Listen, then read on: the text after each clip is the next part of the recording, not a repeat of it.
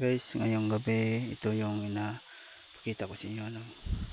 Nag-ihaw ako ng manok. Ito ang guys ang amin. Ngayon, lutuin ko ng chicken yung manok na binalagaan. Ito yung mga itsura guys. Malinis na ito. Malapit na ito siya maluto. Ito yung mga ulam. Minsan ngayong gabi ito lang guys, masensya naman sa pusis ko kasi maingay dito. Gabi na dito ngayon sa amin guys, sa probinsya. Ito yung mga manok na naluto namin. Pakita lang ko sa inyo, i-share. Ito lang yung mga karne manok guys, karne sa Bisaya guys. Ito yung sa amin madaling ulam sa probinsya guys. Ito yung ang itsura guys, presko ito siya. Ito yung mga attire sa manok guys. Malinis ito siya, parang ready na ito siya. Pakita lang ko sa inyo lang video ngayon, i-share lang ko ito sa inyo para makita sa inyo guys. Ito yung mga manok inaluto ko ito sa amin. Ito lang ang madali lang sa aming probinsya yung ulam. Araw-araw ito siya guys, at tanghali, umaga, gabi. Ito yung inaluto namin. Ang klase ito yung luto, parang ginata, ibang klase, adobo, tinula, sinigang. Ito siya guys.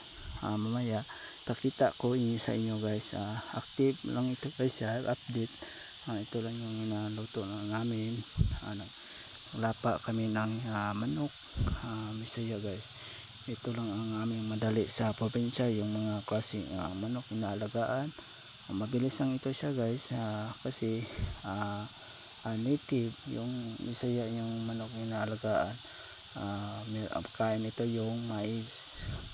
Iba lang yung ito guys, iba yung pigs. Ito yung mais guys. Ingatan ito sa amin. Ito lang yung madaling ulam sa probinsya. Minsan hindi ito magluto kami, pero madali ito lang yun ang yung madaling yung ulam ito sa amin sa probinsya guys. So lang guys, ito pakita lang ko sa inyo.